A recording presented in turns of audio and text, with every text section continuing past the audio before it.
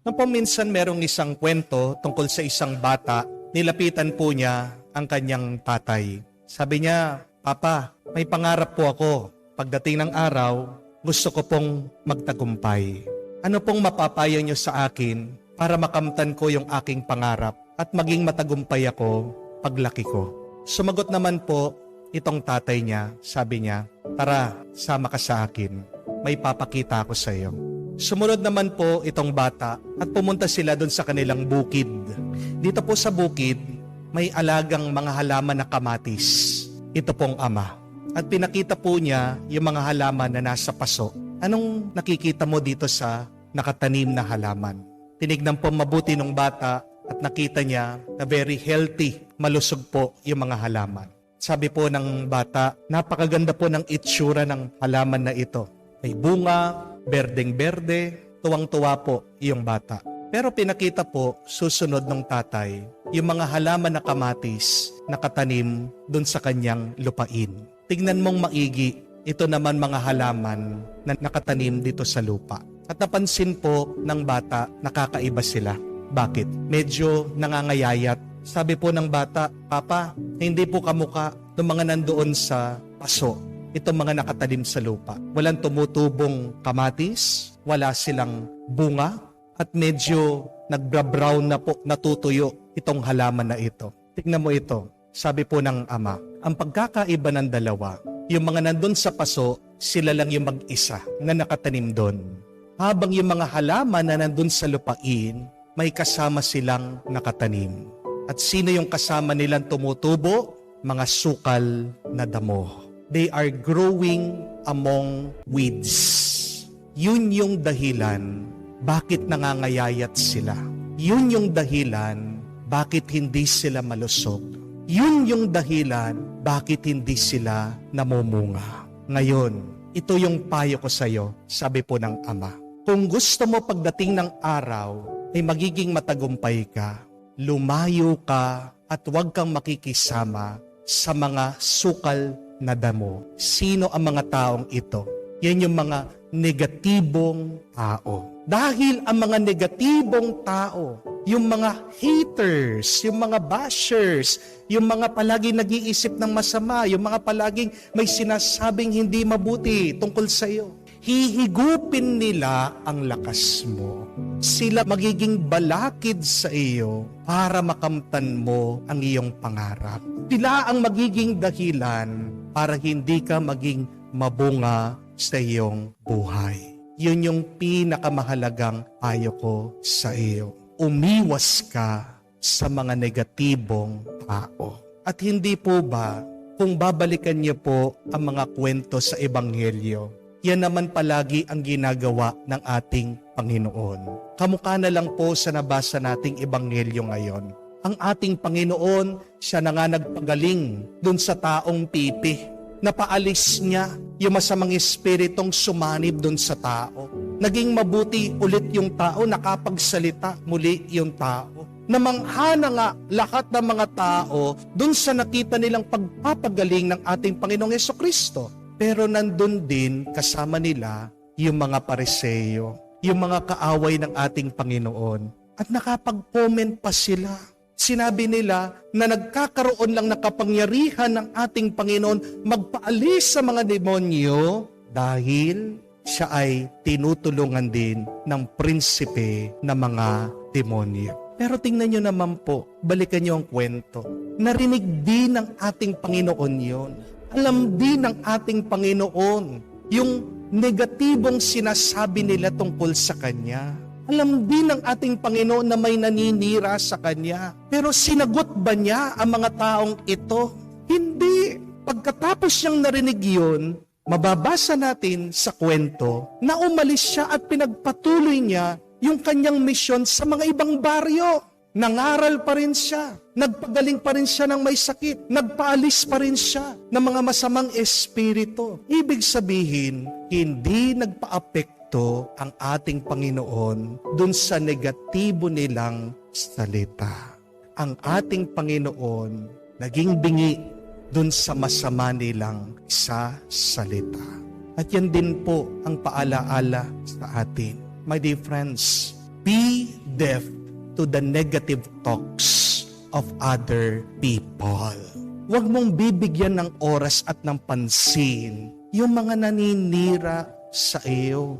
Huwag mong sasagutin yung mga taong may sinasabi na ayaw sa iyo kasi they are not worth your time. Lalong-lalo na pag sinagot mo sila, mauubos lang ang lakas mo, masasayang ang oras mo na pwede mo namang gamitin sa iba pang mas makabuluhan at mabuting bagay. Again, do not waste your time with negative people, with your haters, with your bashers, because these people stops you from achieving greatness, success, and holiness in your life. Pansinin niyo po ito, tingnan niyo po ito. Bakit ba minsan sa ating buhay, meron tayong mga haters, meron mga taong ayaw sa atin? Bakit ba meron mga negatibong tao sa ating buhay? Pag dumarating na ang mga ganitong klaseng tao, ito lang po ang alalahanin niyo. Ibig sabihin, may ginagawa kang mabuti. Ibig sabihin, nagtatagumpay ka. Ibig sabihin, nagiging positibo ang iyong buhay. Amen? Because you will never have negative people if you are doing something negative in your life. The mere fact that you have negative people means you are doing something positive with your life. Amen? Tandaan niyo po ito. Sa paligsahan, pag ang tao, pag ang atleta na nakikipaglaban, malapit na sa katapusan, malapit na siya sa finish line, malapit na siyang magtagumpay. Yun yung panahon na mas maraming tao na nagbubu sa kanya. Di po ba? Kasi meron mga ibang tao ayaw siyang manalo. Meron silang ibang chinicheer. Meron silang ibang gustong manalo. Tandaan niyo po yan. Pag meron ka naririnig na hindi maganda tungkol sa iyo, galing sa ibang tao, anong ibig sabihin yan? Isa lang, nagtatagumpay ka. May ginagawa kang mabuti. Di niyo po ba napansin? Kung nagninegosyo kayo, may business kayo, sinong hindi tumatangkilit sa inyo? Sinong hindi bumibili sa inyo? Yung inyong mga kamag-anak. Kung man bibili sa inyo, hihingi pa ng discount. Di po ba? Konti na lang, hihingin, ayaw nila na kumita ka. Di ba? No? Di niyo po ba napansin? Pag meron kayong bagong gamit sa bahay, o napagawa mo ang iyong bahay, o nakapagbakasyon ka, pag pinost mo yan sa Facebook, ang totoo, meron mga iba sa group chat nila, pinag-uusapan ka. Amen? Bakit? Naiinggit sa'yo eh. Di po ba? Di niyo po ba napansin? Pag maganda ka, pag gwapo ka, siguradong may nakataas na kilay. Bakit meron mga negatibong tao sa ating buhay? Ang dahilan, tayo ay namumunga ng mabuti. Huwag mo silang papansinin. Huwag mong uubusin ang oras mo sa kanila. Huwag mong sasayangin ang panahon mo sa kanila. Because you have better things to do in your life. You have a mission to do. Kung bibigyan mo sila ng oras at panahon, baka hindi mo makamtan yung iyong tagumpay sa buhay. Baka masira pa ang iyong mga plano at panaginip. Kaya piliin niyo po ng mabuti yung mga taong pinakikinggan niyo at pinakikisamahan niyo. Piliin mo yung mga taong nagbibigay sa iyo ng tuwa at saya. Puntahan mo yung mga taong susuporta sa iyo. Tandaan mo, kung man makakarinig ka ng masamang salita galing sa ibang tao, nasa iyo na lang kung hahayaan mo yang manatili sa iyong isip, sa iyong puso. Ang susi sa iyong isip at puso, hawak mo. Huwag mong ibibigay sa ibang tao. Ano naman ang magandang gawin sa mga negatibong tao? Dito sa mga toxic na tao. Alay mo sila sa Diyos. Pagdasal mo sila sa banal na Espiritu. Ano ba ang banal na Espiritu? Di ba? Siya yung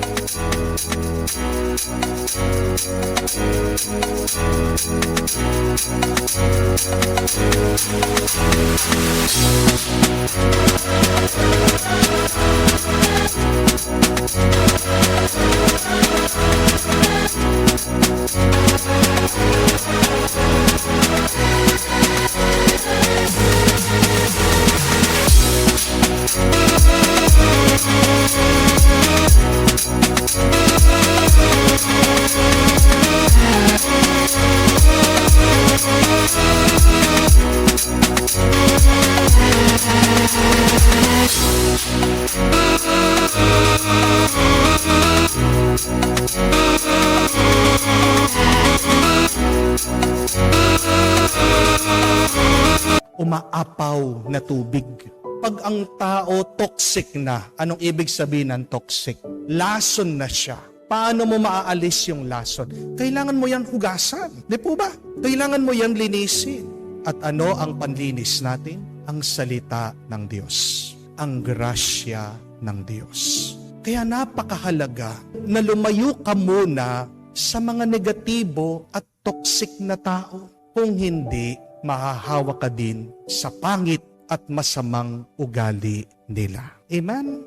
My dear friends, God has planted something good in you. All of us has a good purpose that needs to be done in this world. God has given us a mission here on earth. At hindi mo magagawa ang kagustuhan ng Diyos kung palagi kang nakikipag-away sa mga negatibong tao. Amen? Kaya nga, buhos mo lahat ng lakas mo diyan sa panaginip mo, diyan sa pangarap.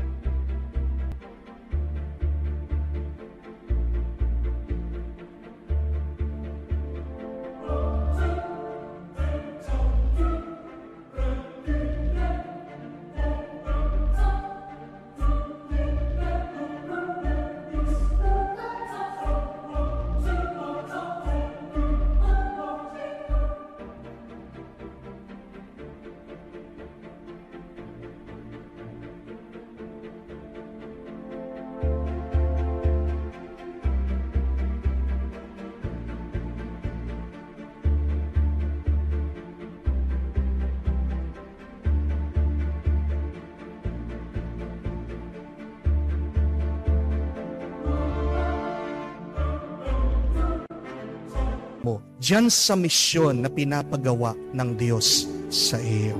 Hayaan mo yung mga taong may masamang isip, masamang magsalita. Pero ikaw, magpatulong ka sa Diyos. Makikita mo, magiging mabunga ka, magiging matagumpay ka.